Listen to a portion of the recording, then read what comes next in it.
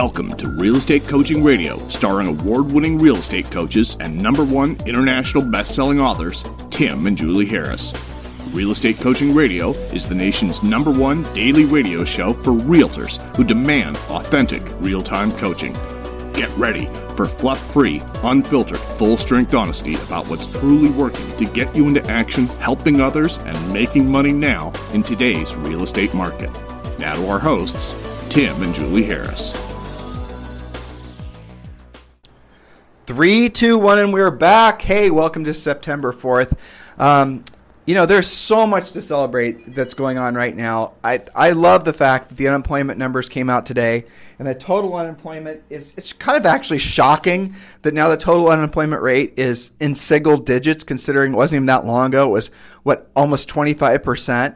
But just, 2 months ago, they were talking about how unemployment now was the worst since, the Depression. Or something. I mean, yeah. Whatever the glorious headline was, it was clickbait. But still, it's shocking how fast things are turning around. And yet, at the same time, it's not. Because, of all the things we've been talking about on the podcast, with regards to basically people wanting to go back to some level of normalcy, and really appreciate the fact that now, in this economy, with so much money being, essentially made available through the Fed and everything else, you're going to see, and we're going to see, rapid really, I think you want to call it appreciation or inflation that's going to be happening across real estate, asset classes.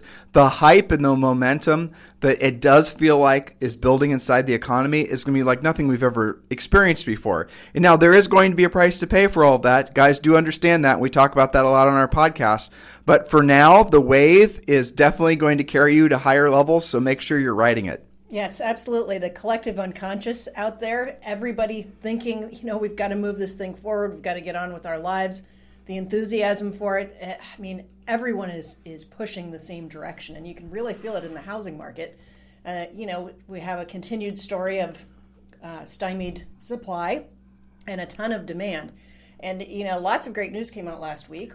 The unemployment, which is now below 9%.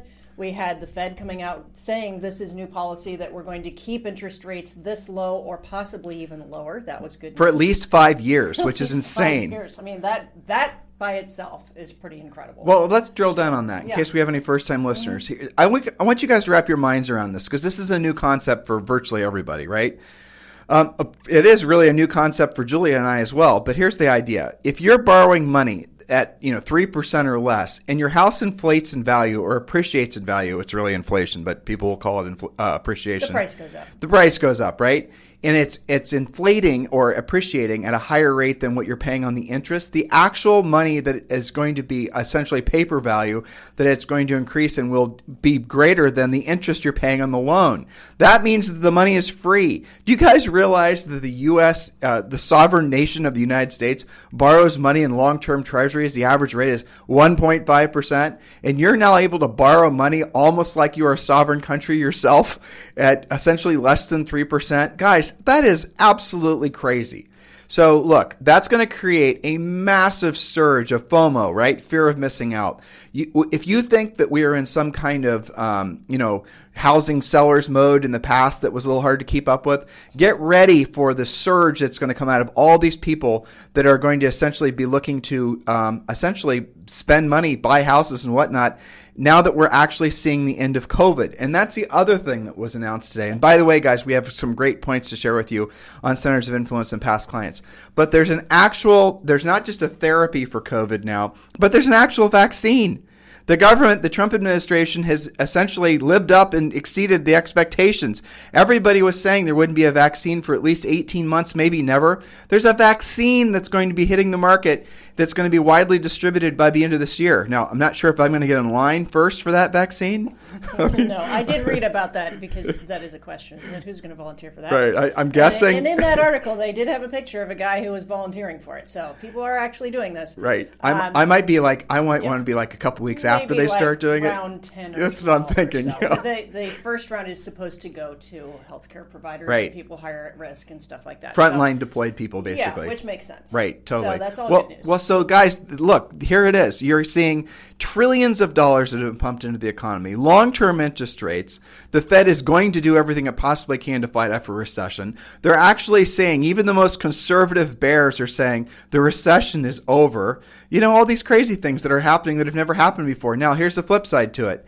There are historical precedents where there have been recessions that have come and gone just to come back again, and then they, settle into being depressions. But who the hell knows? And truthfully, in this short run, being the next 12 to 24 months, it's not really that much of a concern of yours because there's nothing you can do about it anyway.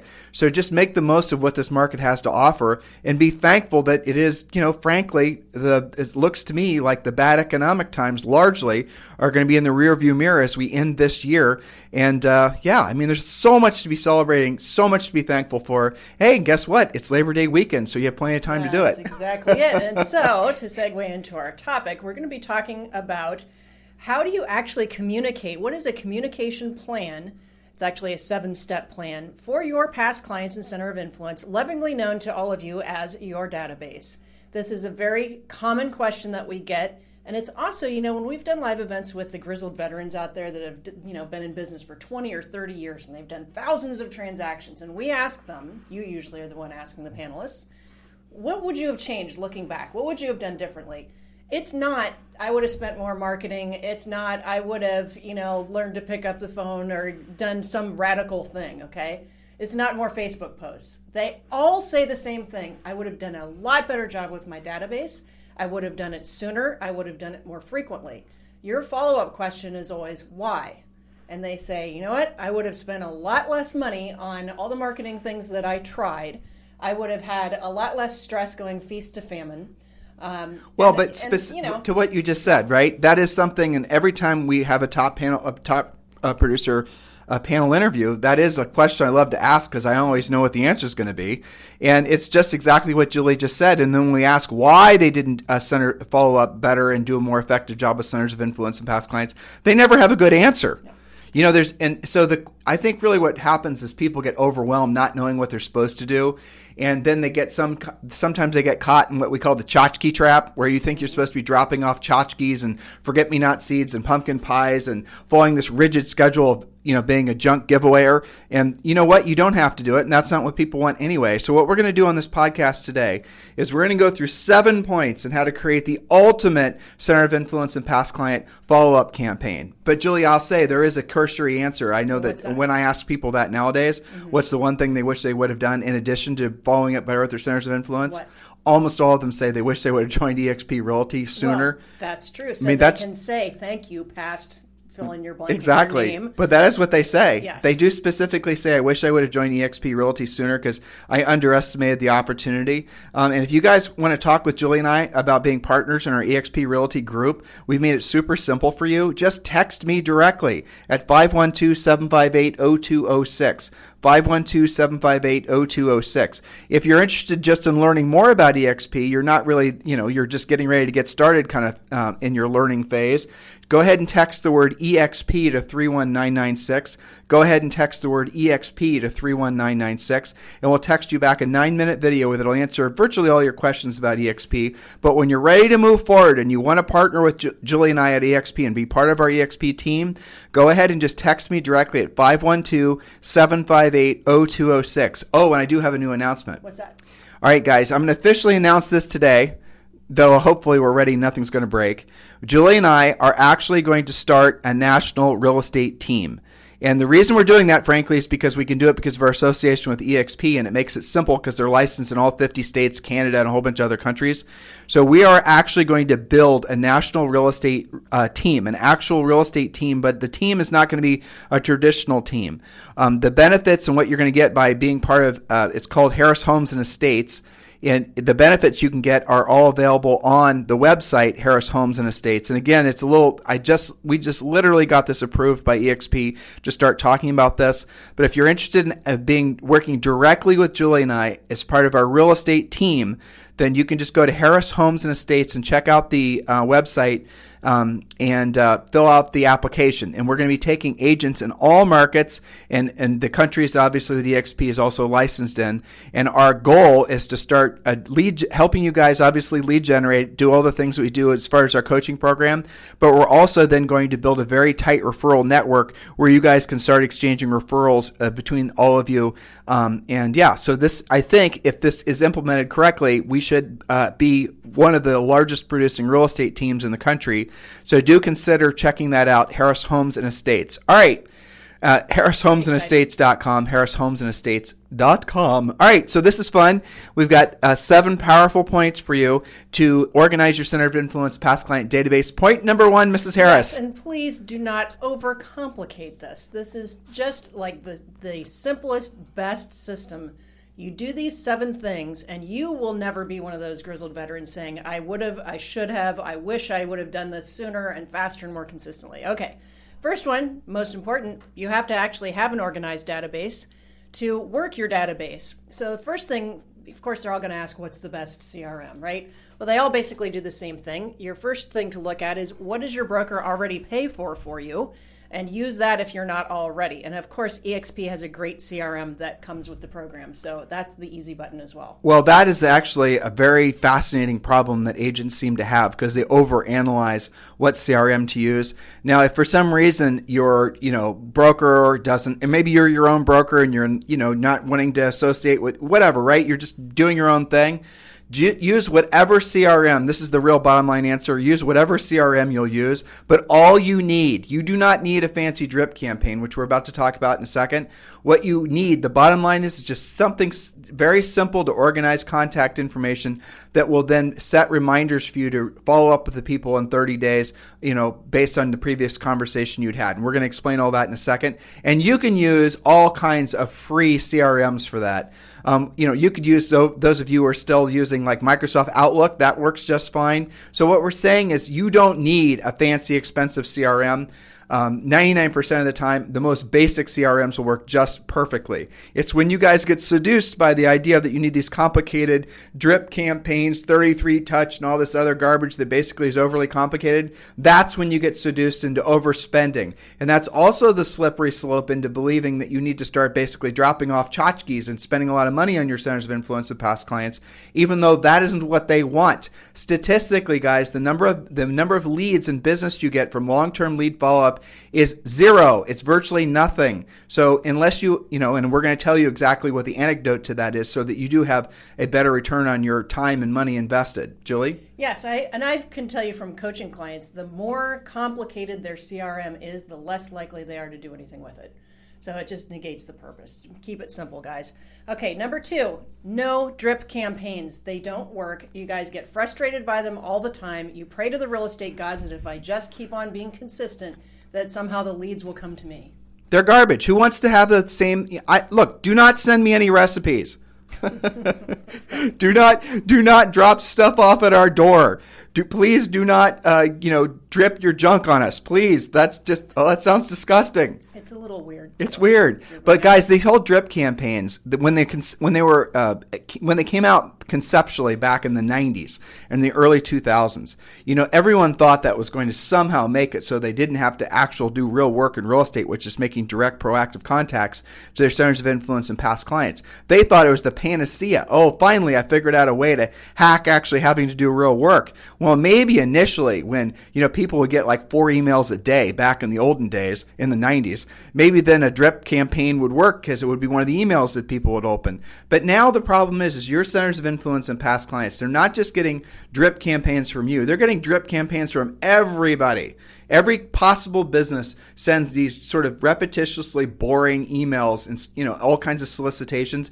And then what happens is not only does your email not even ever get noticed or opened, but it gets spammed. And you then this is the ultimate problem with all of it, because you're fooling yourself because you have so many people in your database that you're dripping on. You actually that gives you a false sense of security. That's the reason, really, what you have to accept is long-term lead follow-up through drip campaigns especially is a waste of time. Agents who generally speak, have these huge, leads, not centers of influence and past clients, mostly leads that they're dripping on, are usually the agents who don't have the skills to actually pre-qualify those leads to determine, what their true motivation is. And so what you guys do a lot of times is you just rush to throw these pour souls into your drip campaigns, hoping and praying that one day they're going to raise their hands and say, yes, help me with a real estate transaction. And maybe occasionally, you have somebody that emails you back or responds, and that's some sort of a glimmer of hope that you won't ever have to do the real work of real estate. And that then continues to lulls you into even more complacency about actually learning how to do the real work of real estate. That's it. So point number 3, you are to contact. A contact is an actual conversation with a decision-making adult about real estate. Contact everyone in your database by phone once a month. That's right. You're going to have to make some phone calls, and we're going to talk about what to say. Then supplement that with video. And video, I think it's more important now than ever, since everybody's gone to Zoom and video has become less weird for folks. Right. I think it's really critical to not be doing video right now. It's almost like you don't know what's going on. So what she's saying, and just to be very clear, is if you only can do one thing, make the phone call. Yes. Okay? But what we'll suggest you do is you make a phone call that's supplemented with just a short video.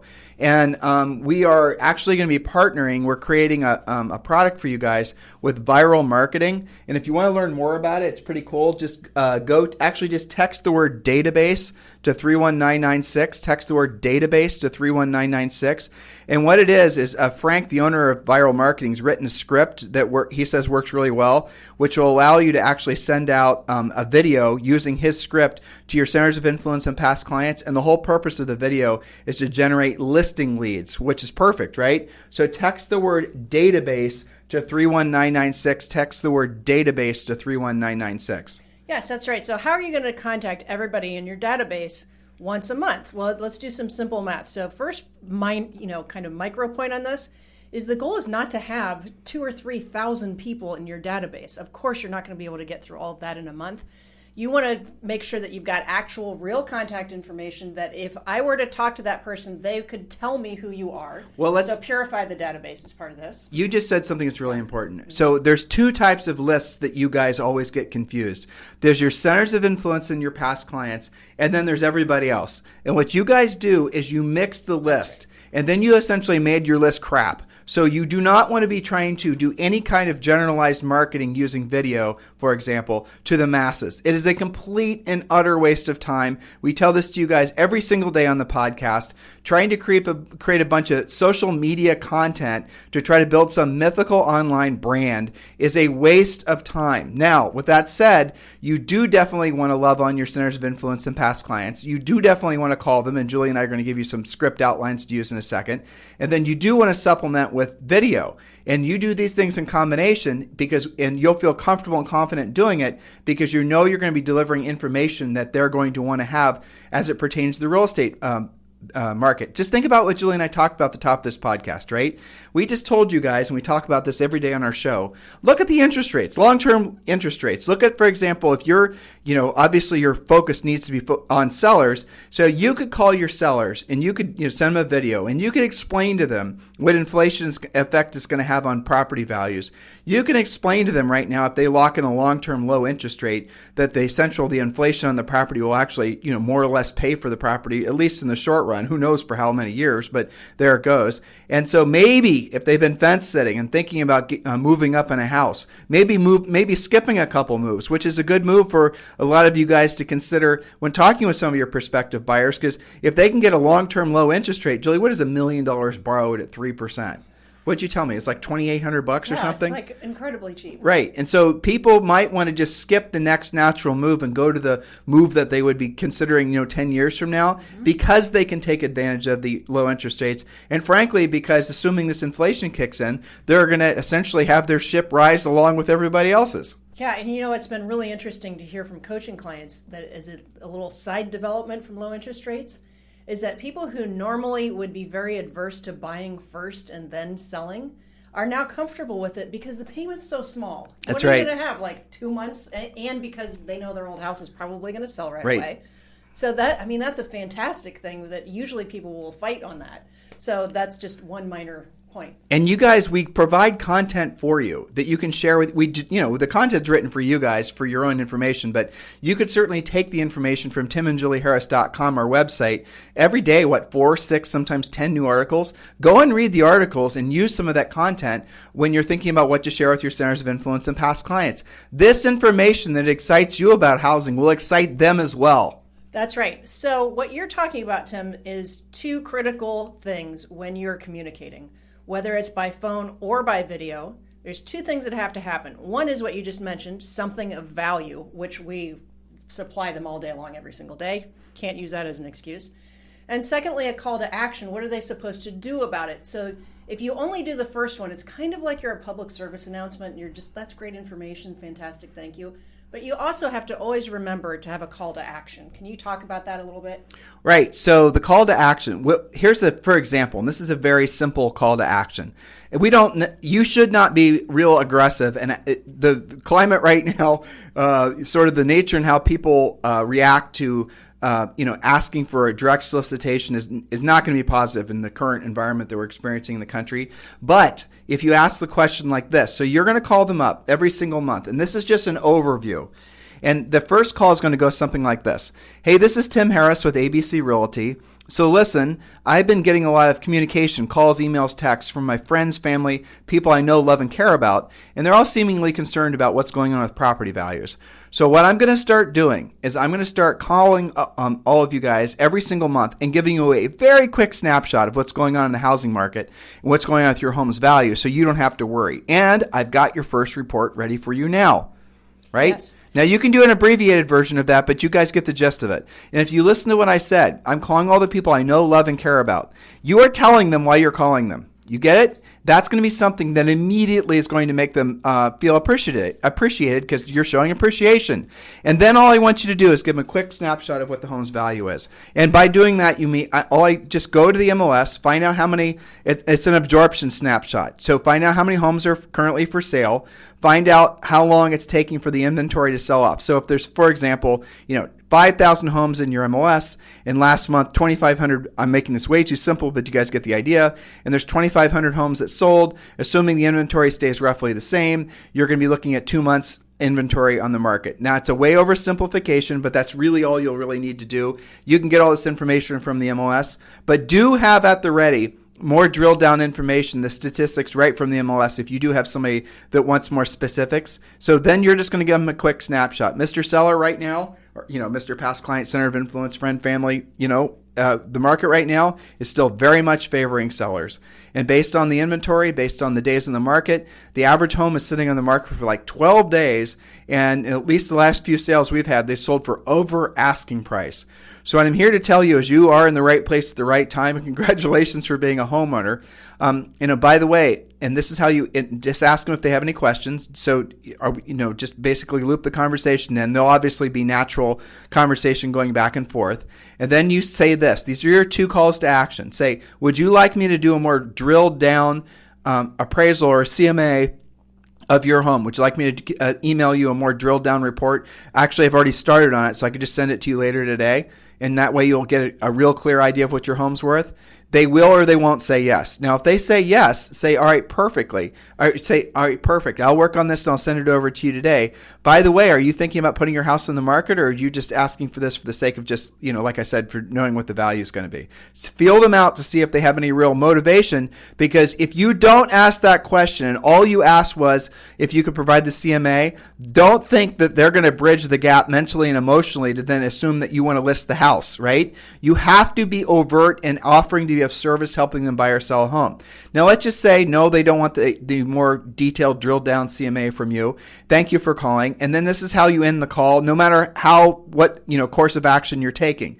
You say, oh, by the way, Julie, who do you know who's thinking about buying or selling in this market that I should be helping? And that is the script to memorize. By the way, it's not do you know anyone, because they're not going to give it much thought. They'll just say nobody comes to mind. Right. It's who do you know. That's such an important one-word distinction. Who do you know? who could use my help buying or selling real estate. Okay. You could preface that as well. You can drill down even more and say, who are the 1 or 2 people that are top of mind who I should be helping right now to buy or sell their home in this market? That's what we're saying, guys. You have to be overt asking for the business. Every call, every time. I teach our coaching clients to do that even when they're doing like just normal lead follow-up, where maybe a lead says, well, I'm not ready right now, don't talk to me for a year or so, I don't have my financing together. A call like that, you can still ask, who do you know, who else do you know who could use my help buying or selling? That's the script to memorize. They don't ask for the business because they get stuck in their head of what to say. It's such a simple thing to say.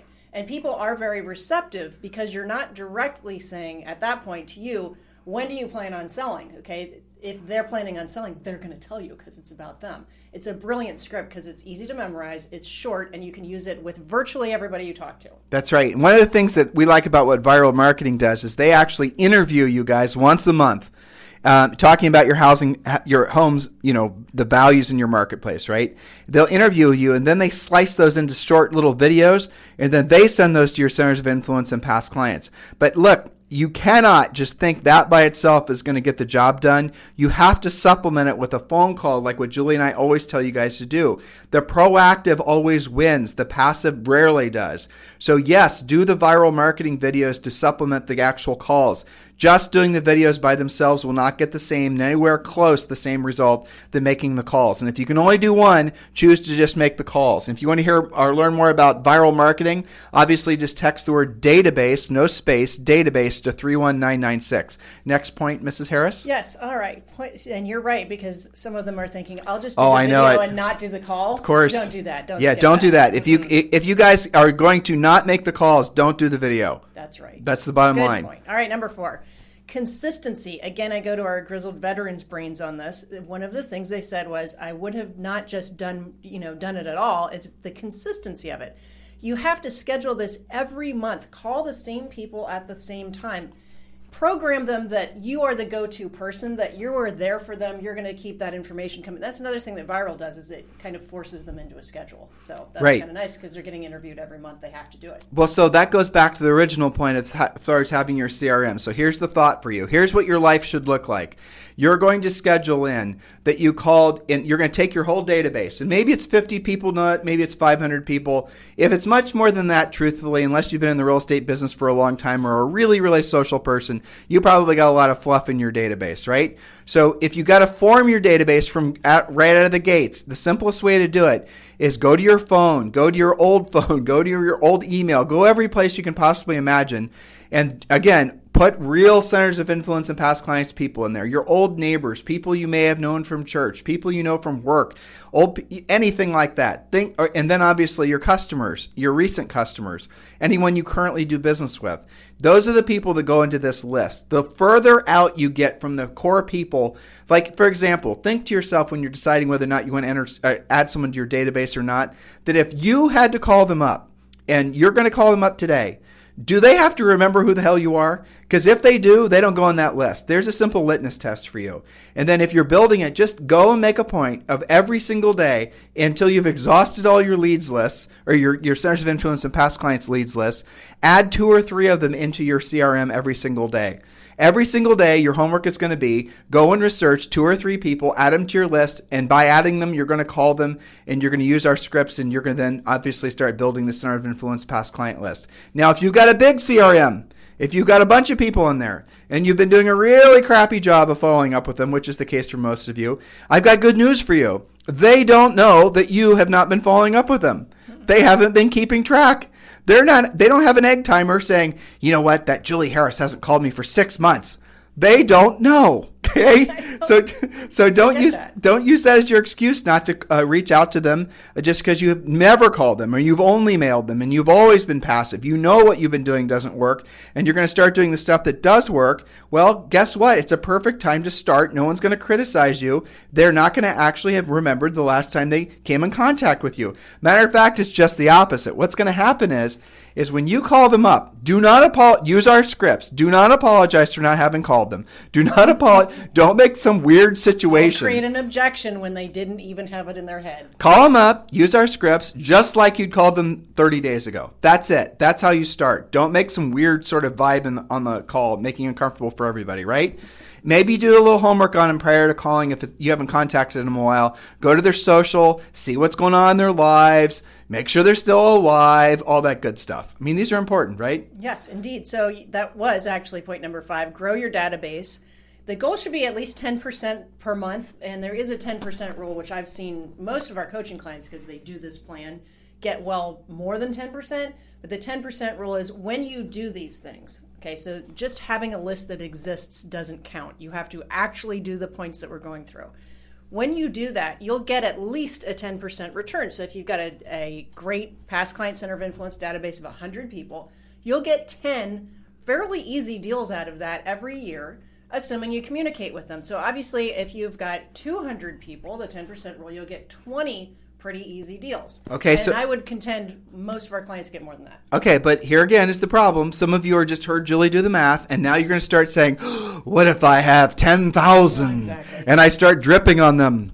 And I start, basically showering them with all these tchotchkes, hoping and praying that they're going to do business with me. I mean, that's where you guys make the mistake. Because remember, the idea of building a huge database of people you're going to farm to, or the people you're going to, geographically market to, and all this other stuff, it doesn't work. It doesn't work at a high enough level to even consider doing. That's the reason that when you're actually going to drill down on centers of influence and past client list, your goal is not to have a huge list. Your goal actually is to have the smaller list that's responsive. Otherwise, the 10% rule that Mrs. Harris just gave you won't actually work.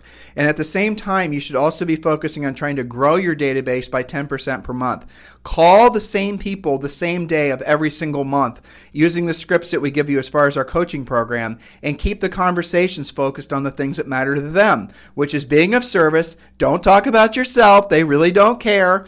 Okay, focus on them and being of service to them, and always end every single contact with, oh, by the way, who do you know is thinking about buying or selling that I should be helping in this marketplace? Now, what's going to happen is after you make those contacts the first month, you're probably going to generate no leads, and that's probably going to be true for the second month.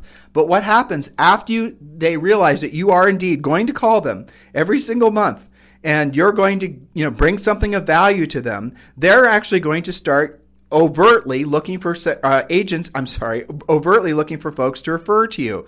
It's the law of reciprocity. It's not really a law, but it's the way it works. And just think of it this way. If you're walking into, listen to me, I was about to say walking into a Starbucks. Who does that anymore? But let's say it's this year next time, and you're walking into a Starbucks where you're allowed to stand next to people and you don't have to wear a mask, the good old days, right? And somebody opens the door for you. Aren't you going to feel sort of like there's almost this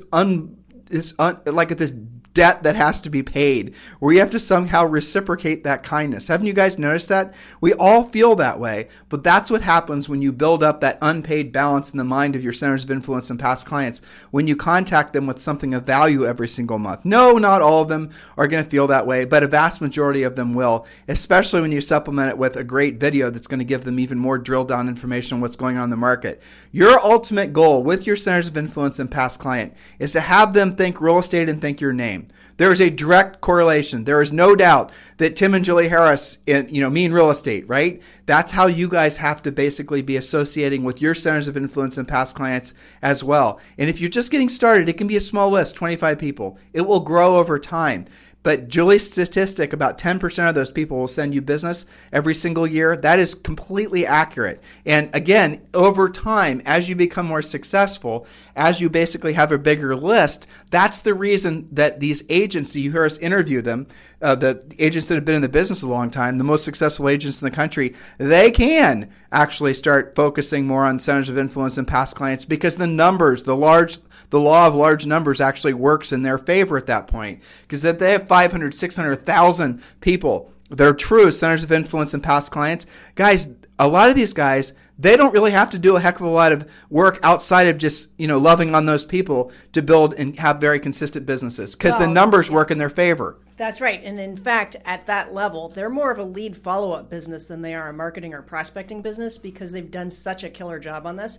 And remember, to our previous point, when you're talking about some of these veterans that you interview, that have a database of 500 people. Remember that those were not random 500 people. Those were not, quote, leads or impressions. These were honest to God past clients or close centers of influence Let's that give they an built example. over years, Yeah. not just throwing everybody that shows up in there. So when Julie and I sold real estate, yes, it was 1,000 years ago, but we sold real estate in the 90s. We always sold between 100 and 200 houses a year for almost a decade. And then our coaching business took off. But one of the things that we would always do is we tag the true source of all of our transactions. And what we found after about 2 or 3 years, that essentially almost probably 55 or 60% of all of our deals came directly from centers of influence and past clients. Now, they came from centers of influence, and this is where Julie was involved in an orchestra where we sold real estate. And we would get lots of referral business from those orchestra players. We would get lots of business from all these little sources that were not even past clients from the real estate perspective, but just social contacts. Well, our first database was, in fact, our car cleaning and detailing business. That's right. That we had in college. And some of those deals came from, because they had trusted us cleaning their high-end cars, and that was the only database we had. That's right. And, we've had a lot of coaching clients that have come from different places, like I have some great pilots that are just really in the airline industry. We've got people that used to sell cell phones and cars and all kinds of things. So even if you just got your license, like just now, and you're thinking, I don't have a database, you do. You've got your close friends. Again, the litmus test is, we call them right now, they can tell us who you are. They might even have your phone number, and you're in their phone. They've got to be that close to you. But to that point, though, you might not have more than 10 people. That's okay. It's a start. Right. Take really good care of those 10 and keep building. So how do you build your center of influence and past client list? I mean, we could tell you a whole bunch of fakey jakey stuff that everyone else tells It's you, in but the coaching program. but it is the real bottom line, guys, is after you've gone through and let's say you've really done a great job and you've only pulled out maybe 10 or 15 people that can be your true center of influence and past client list. That's actually kind of a blessing because it gives you more focus on those people. But ultimately, that means you have to learn how to proactively lead generate and create past clients from the transactions that you've done. But center of influence and past clients are always the first spoke that we tell all of you guys to put on your lead generation wheel. There's a whole chapter about it in our best-selling book, Harris Rules. If you've not purchased that book yet, what the heck are you waiting for? It's available on Amazon, Barnes & Noble. It's, we've seen it for sale. It's for sale at Walmart. It's for sale at Costco. It's for sale at Target. It's for sale at airports. It's for sale everywhere. So if you've not gotten the book, it is also available in an Audible format. And the guy who read the book is fantastic. So definitely get the book, Harris Rules, and it'll give you more drill down. And if you're wanting to learn more about the coaching program, we've got a great opportunity, and we do have 2 more points. And these are bonus points, so get ready for our bonus points. You'll love these last 2 points. But if a lot of you guys are texting, emailing, asking, and saying, I want to get involved in the coaching program. You're wanting to essentially build momentum into next year. And I get it. That's smart. We've made it super easy for you. You can join the free coaching program, and then you can migrate over to Premier Coaching. And that's what a lot of you guys are doing. Hundreds of you guys are doing that per month. So to join the free coaching program, all you have to do is text the word survival to 31996. Text the word survival to 31996. You then will be texted back a link. Click the link, activate your free membership. You will, along with the free membership, you're also going to be invited to the daily semi-private coaching call that we do, where you can essentially listen to others ask their questions and ask your own tough real estate questions. And then we do give you the real estate treasure map, Think and Grow Rich for Real Estate. I mean, there's 8 or 9 books that we give them and guides and whatnot. Yeah. So that is the first step to becoming a regular coaching member of ours, and it's free. So we've made it super simple for you. Go ahead and text the word survival to 31996. All right, 2 bonus points. And these next points are hilarious, actually. They are. Okay, so point number 6 is you have to do something for client appreciation. Now, we call it Past Client Appreciation Event, but certainly your center of influence can go to that as well. One of the best examples that I have for my elite coaching clients is John Walkinshaw, who sells real estate in Orangeville in Canada. Okay, He was number 5 or 6 at or maybe 9 at Royal LePage, Canada's largest real estate broker. And he just recently moved over to EXP. That's right. He's joined our EXP group, and he's going to be probably the number 1 EXP or number 2 or 3 EXP agent in all of Canada. So if you're Canadian, you're listening, and you want to join EXP, just text the word just text me directly, and I'll put you in contact with John. 512-758-0206, 512-758-0206, or you can also find him on the interwebs, John Walkinshaw. By the way, he does great videos. So Yeah. yes, he does a killer job on that. But why do I bring John up is because he does one of the most beautiful events for his past clients and Center of Influence that I've ever seen. And I've seen the pictures and videos, and I've seen the letters of appreciation that he gets from his past client Center of Influence. Now, he actually does call all of them and invite them. This is basically a Christmas party at an actual Christmas tree farm.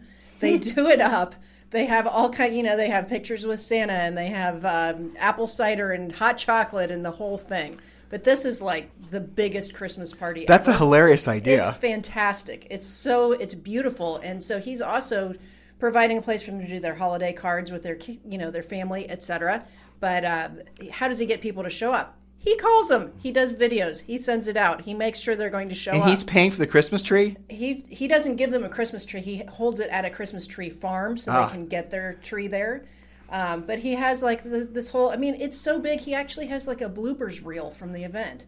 Well, that's an iteration. amazing. That's an iteration of the idea that you had about what was it called? Oh, the Pumpkin Fest. Pumpkin Fest, Yeah, right? the pumpkin thing is great. I like these especially. And we're coming up on October. Yes, and a lot of people are a little bit nervous Tell 'em about it. because of the COVID thing, right? These are events that are outside, so these are great. The Pumpkin Fest is super easy, and this is a great time to put it together. You find your local pumpkin farmers, which all of you have pretty much nearby, and they're getting ready. They're doing their orders for grocery stores, right? So they know about what their inventory is going to be. You can buy them wholesale. They can deliver them to you. We started out doing it at our house, then eventually In our front yard. Our front yard, Yeah, which was fun. we did. Then we took it to an elementary school. So here's the gist of it. So the gist of it is basically you buy a bunch of pumpkins, and then when we were doing it in our front yard, we would buy the pumpkins and just let people come by and take them. Yeah. And so you can do that. it doesn't have to be a gajillion-dollar thing. But what are evolved, we could only do that for a year or two, and we had so many people coming and mobbing the pumpkins, it was a little crazy. Not to mention the fact there was, we are pumpkin farmers pretty much. That was amazing. But it was fun, right? It was a blast. But here's where we evolved it to. We actually, and this was when we were in New Albany, there was a elementary school that was perfectly positioned at the entry and exit to the community in a perfect spot. And we asked the principal if we could use the parking lot for the Pumpkin Fest, and if we could also have the Red Cross do a blood drive at the same time. Now I'm going to put all these pieces together for you. The principal said yes, and then we went to Starbucks and asked the local Starbucks if they could sort of provide coffee and whatnot, and the whole thing. The manager was a past client from real estate. Right, and the manager there, Tristan, actually, I remember her name, really wonderful gal.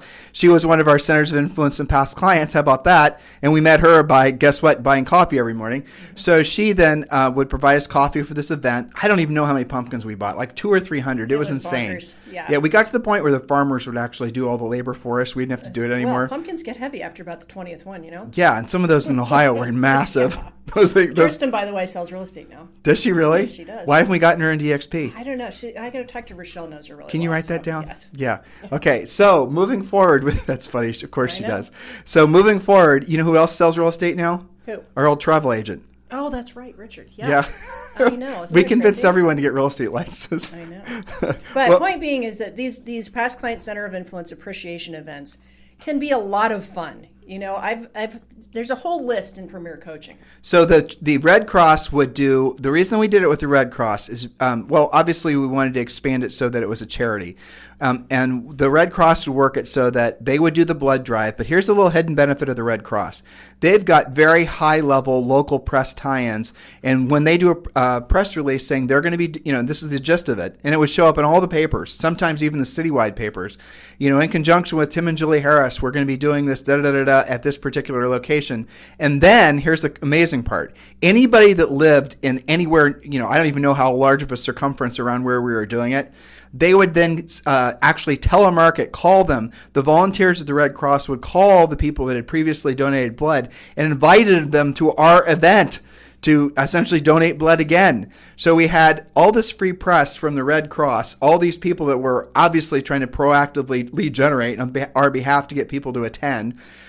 Eventually, the pumpkins went for sale. We did not take any money from that. We would donate all the money from the pumpkin sale to whatever, again, local charity there was. Or, a charity that's involved in your center of influence list. Right. Remember, we did one year with Westerville Symphony because Yep. that was where a lot of our business was coming from anyway. Right. So you can tie all these bits and pieces together, right? And what we just described was the development of maybe 4 or 5 years of doing this. This is kind of a hard thing to do for your first one. But maybe only do a blood drive for your first one. That's fine. Everybody's looking at that right now, talking about, the whole COVID thing. And they'll do the bloodmobile. You don't have to rent an elementary school. You can just have the bloodmobile show up. Do something. Get your feet wet. Get started with this. But as far as the pumpkin idea goes, that got to be such a huge idea that we had to order every year more and more pumpkins because people anticipated it. Yeah, they we look still forward. hear about that, Yeah, by the way, they look on forward Facebook. to it. Well, it's because it became almost. I mean, had we stayed in Ohio, which we couldn't deal with the weather and the snow and whatnot, so we had to break up with Ohio. But had we stayed there, that was quickly becoming a tradition, and that's what John Walkinshaw's event is up in Yes. Canada. But here's another simpler idea. If you guys don't want to go in the agro business with Christmas trees and pumpkins, right? Yeah. You could also just do, and this is a very old idea, but it works really great. There's always some family-friendly, feel-good type movie that comes out every year. And I know, guys, it's COVID and all that, but this, I think, frankly, well, did you know, Julie, the movie theaters are opening up again? Oh, that's awesome. And people are good. rushing back to movie theaters. Did you know that? It's all part of the Renaissance. I know, it's the Renaissance. I think we're right about that. So in any event, whatever national feel-good Christmas story type situation comes out that's appropriate for families, you want to consider renting your local movie theater. Now, I'll give you a little secret here. It's like $500, sometimes $250, and other times for free because they know the people showing up are going to buy popcorn and, pop and whatnot, and that's where they're going to make their money. So what you want to do is you want to have this, free family movie day that you're sponsoring at whatever local movie theater is. And then you want to send them an invite digitally. It's all you have to do. And there's plenty, like e-invite. There's tons of ways to do it digitally. And then call all of them. And then also tie it into some kind of food drive for the holidays. This is what we always did. So the cost of admission, in quotes, is they have to bring some food that you can then donate to the local food pantry. And we did that every year. I remember after September 11th, Julie at our house in New Albany, we did a event where that was basically the gist of it was raising money. Who were we raising money for? You remember? I think that Something to do with veterans, wasn't it? Yeah, it was something veterans, and they had to do. It was a food donation. Yeah, it was a food donation. But we had so much food donated. I mean, Julie and I are. We had no idea what we were walking into. But we had so many cans of food. We had to go rent a U-Haul truck. And we had to employ basically all of our neighbors to load up this U-Haul truck. And then we had several places we were going to take the food to donate, mostly canned goods. The first place turned us away because they couldn't handle all the donation. And we ended up basically having to donate it to a couple churches, which was wonderful. What a nice problem to have. But here's how we did this. Do you remember how we had that house set up? I remember all the flags in the front yard. And Yep, the flags, awesome. and people were very patriotic. It was near the end of after September 11th. But we had. Do you remember we had somebody in the basement? We had the fireplace going. We had a pianist. We had a all pianist. kinds of But we had somebody doing palm reading. Oh, that's right. That was Rochelle's idea, right? That was in the basement. And people would stand up. But there was I don't know how many we had 200 or 300 people circulate through. It was great. We had no clue that many people were going to show up. because we ran out of cake. I remember we had a big patriotic cake. And Right. We ran out. Yeah, and so that's the appreciation plus a food drive connected to a charity. We like to do toy drives as well. That can be a fun one. Well, so let's talk about that. I mean, there's another great thing. So every year, now Julie and I do this now personally. This is one of the things that I don't know if we're going to do it here because I don't know if we can, but Julie and I would go to several Kids R Us stores, and we would go to the layaway department, and we would basically pay off usually all the layaways, but the stuff had to be a certain kind of stuff. So if it was like some sort of expensive, big screen TV, whatever. We're stuck right, with toy orders. We were looking to pay off the layaways that were for kids that were 5 years or younger. That's what we were looking to pay off. And we would ask how much all the layaways were worth, and they would tell us. And it was always a funny experience because they didn't know what the hell to do with it because no one ever actually does that. And so we'd say, well, we'd like to pay all of them off that are, obviously dominated by toys for younger kids. And then they would end up paying, we would give them a credit card, and they would pay every single one of them off and give us a receipt for every single one of the layaways they paid off. And then they would then call up the people and say, guess what? Somebody paid off your layaway. We did not call them. We did not ask for press. We did not ask for adulation. We did not ask for thank you. We just did that. And we certainly did that in Texas when we lived in Ohio. Do stuff like that, but you guys don't have to do it that covertly like we did. We just like to do that. We just like to do it. And you know what's amazing about the whole layaway thing? How many of those that we paid off were like $35? Almost all of them. What a gift to give to a family that had to put something like that, toys for Christmas, I know. on layaway. I know. For that cheap. I mean, if you want to, we got to figure out a way to do that here. Yeah, we'll figure out. I'll talk to my Damas contacts. Yeah, because there is no, there's no Toys R Us here. No. So where do people buy their kids from Amazon or their Walmart. kids' toys from Amazon or Walmart? Maybe Walmart is where we do it. That's probably the way to do it. Yeah. Anyway. Yeah, but we have. Well, this has become sounding like an idea fest, but really there's so many ideas, and we do teach this in Premier Coaching. We actually have a 12-month Center of Influence plan where we have suggestions of, different ideas for each month. You can do something for the 4th of July. We talked about pumpkins. We talked about a toy drive. So the point is to do something because people love it. And we're at the perfect time of year to do it because this is the time of year where people are naturally more in gratitude. Mm-hmm. They're naturally going to be, essentially, guys, think what we're coming up against towards the end of this year. A cure for this freaking horrible global pandemic. We're obviously walking into what's going to feel like very much a massive recovery in the economy. People are going to be feeling honestly, guys, the joyous nature of how people are going to feel because of the fact that they've been under so much emotional pressure is going to be like nothing we've ever experienced in our lives. Now, are Julie and I optimists? Yes, we are. But guess what? It's a hell of a lot more, I think, enjoyable in life being an optimist than looking for just the negative headlines. So you guys open your minds. I know we have one more point. Open your minds to wherever and however you can be of contribution to your centers of influence and past clients. And hopefully those ideas from point number 6 will juice your creative energies. Now, point number 7. Point number 7, there are going to be people on your list who are like your AAA rock stars. Who are those people? The ones that actually sent you referrals. Now, do not pre-qualify whether the referral worked out or not. That's right. Not the point. The point is that they thought of you and they sent the referral. Buyer or seller or attempted buyer or seller, doesn't matter. That's right. So if they sent you a referral and it closed, great. If they sent you a referral and it didn't close, great. You have to treat those people like gold. Because what you'll discover in your Center of Influence and Past Client list, right? You'll discover, let's say you have a list of 100 people. There are going to be a handful that are like your fans. They live to send you a referral. And if you don't root out who those people are, they're never going to feel appreciated. So you might think you know who they are, but then you got to start digging around because maybe you're just focused on the ones who sent you a referral that closed. Look for anybody that sent you anybody that was interested in buying or selling real estate, and you need to gift the heck out of those people. Yes. Show some massive appreciation. Yes, invite them to whatever, maybe you're doing the movie theater, maybe you're doing the pumpkin thing, maybe you're doing something at your house, maybe you're just going to mail out holiday cards. That's fine too. But for those people, you've got to do something extra special for them that involves you directly and overtly saying, thank you, I appreciate you. Yeah, so one of our favorite ones is to do a simple, nicely packaged bottle of wine with a little holiday card attached to it. Okay, why wine? Well, I can't remember whether we did this or somebody we knew.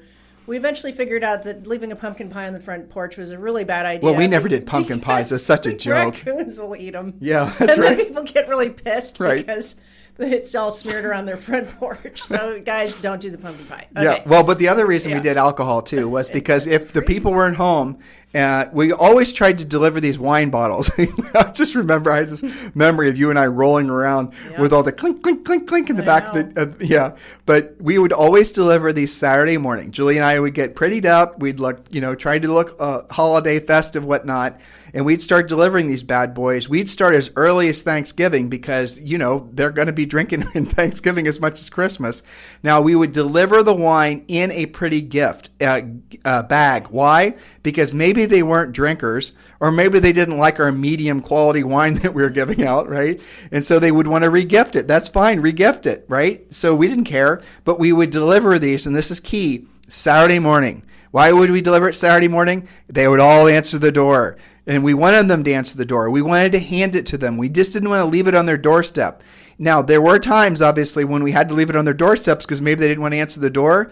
The wine wouldn't freeze. Remember, we're from Ohio. Everything freezes in Ohio. So that's the reason we used alcohol. But do be conscientious of the fact that there might be somebody in the house that is going to be a kid, for example, and you want to make sure that you are definitely putting the wine, if that's what you decide to do, in the direct contact with the receiver, not with somebody intermediary that's going to perhaps, circle off and, have a party with your wine. Yeah, exactly. No, it doesn't have to be wine. People have done really nice, classy looking ornaments that look like at the front of a house.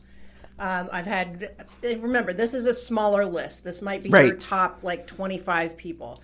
I've had people that know an artist, ideally somebody in your center of influence that you're giving business to, who will do a rendering, a picture of the front of the house. I've seen people do that before. One of our clients does a really nice, a bread gift basket because one of his past clients owns a bakery. So you can kind of connect the dots with your past clients and give back to them. That's always a nice thing. Think about whether your gift is going to, remember, these are just as Julie just said, these are your best people. These are your crown jewel. This is not hundreds of them. This is like your top 25. But think about whether you want to give them something that's going to be, that they'll keep and maybe put it on a tabletop, or whether it's going to be something perishable. Okay. Both have their benefits. So if you give them something they're going to want to keep, you got to make sure it's something that's not just going to be holiday oriented. Otherwise, it's going to be packaged up at the end of the holidays and forgotten about. Maybe, as to Julie's point, it's a picture. Maybe it's a picture frame. Something that's going to be, if they leave it out, they're going to remember it. And that way, when they're walking around their house, when they're thinking about buying or they're selling that house, and they meander past this tchotchke that you gave them, they'll at least feel somewhat emotionally obligated to make sure they call you. Yeah, there's lots of great personalized gifts. I saw somebody gave a plaque that had the old address of the house that they sold that was kind of like a distressed kind of vintage looking thing that was kind of cute. Etsy has a lot of great ideas. Etsy's great. There's all sorts of things that you can peruse there. But and some people really give this a ton of thought, and they'll do maybe not the same gift for everybody. Maybe you've got a few really special clients and you want to super personalize that. Think how touched they would be by that. And I'll tell you, related to this, Tim, we used to go on listing appointments where the sellers would say, you know what? The person that sold me this house didn't even bother to give me a Christmas card. Yep. And you got to remember, anytime you are going on a listing appointment and you weren't the person that sold them the house, that previous agent has failed at this. That's back when you could say Christmas card. I know. But here's something else to think about. This is an idea that actually one of my elite clients had. You can go to their social. You're going to love this. I haven't told you. You can go to their social and you can find a picture of a beloved pet, dog, cat, or their kid, some cute picture. People are always going to publish the cutest pictures on Instagram, especially. Find a really cute picture that they're obviously proud of that had a bunch of comments and whatnot. You can then grab that picture and then you can have that picture go to like a pop art, or there's a whole bunch of these other companies that are out there that will take that picture and will make it into and put it on some kind of, make it into a proper picture. And maybe they can make it look like a Andy Warhol picture, or they can make it look like some sort of different, iteration of the picture, or maybe they can just have it be like, you can have a picture that is digital, and you could send that to one of these companies and make it into a proper picture that looks like it was hand painted. Yeah, there's some really cool stuff. Minted.com does, you can do like a travel mug with a picture on it. You can do a coffee mug. You can do pictures, as you said. It's all kinds of creative things. And how thoughtful is that? Wouldn't you just melt if somebody thought to send that to you? You'd be like, wow, they're really tuned in. Think about that, guys. If someone knocks on your door some Saturday morning and gives you this beautiful picture of you and your family from the trip to Hawaii that you took 2 years ago, there's obviously a high point for your family, and they give you this framed, beautiful picture. What are you going to do, right?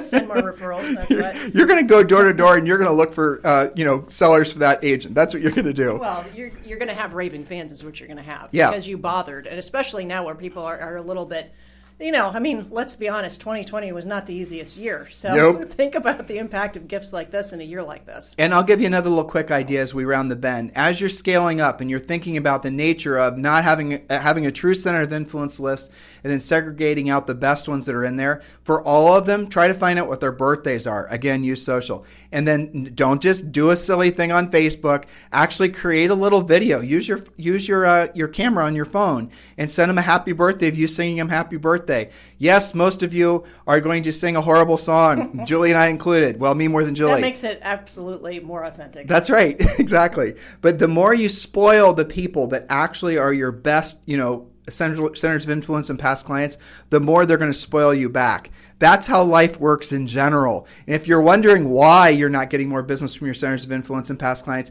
it's probably just because you're not asking. So ultimately, all these nice little ideas, these bonding moments that we're trying to share with you guys to motivate you, inspire you, they're not worth crap unless you're following up and you're calling and you're actually asking for business. I promise you guys can drip stuff on them forever. You can drop off tchotchkes at their houses forever. But if you do not call them and you do not overtly ask for business, guess what's going to happen? Not a heck of a lot. And then you're going to say, Tim and Julie told me if I have 100 people that I should be able to get 10 transactions, and I dropped off all this stuff year round. And here's what we're going to say. Did we tell you to do that? No, we didn't. Did you do the things we asked you to do? All 7 points. Not just the one you felt like doing. That's right. So there you guys go. Listen, thank you for continuing to make this the number one listened to daily podcast in the nation.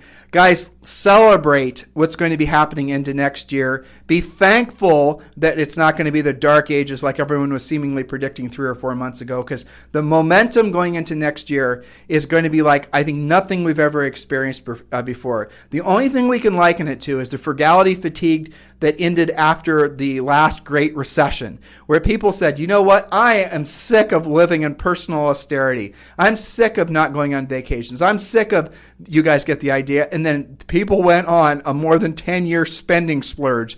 The biggest difference between now and then is back then, the government hadn't printed trillions and trillions of dollars, which is going to make availability and access to credit super simple, not to mention very low interest rates. So what we very well could be on the very, early stages of experiencing is one of the craziest, wildest rides in the economy that we've ever experienced. So get ready, get locked in, get aligned with people that are going to help you, to elevate you, to take full advantage of this market. And never forget, guys, the highest and truest purpose of all this on this planet, or maybe other planets too, Elon Musk will let us know when he gets back from Mars, is to be of service to other people. If there's anything we can do to be of service to you, always remember you can text me directly at 512-758-0206. You guys have a fantastic day. We'll talk with you on the show tomorrow.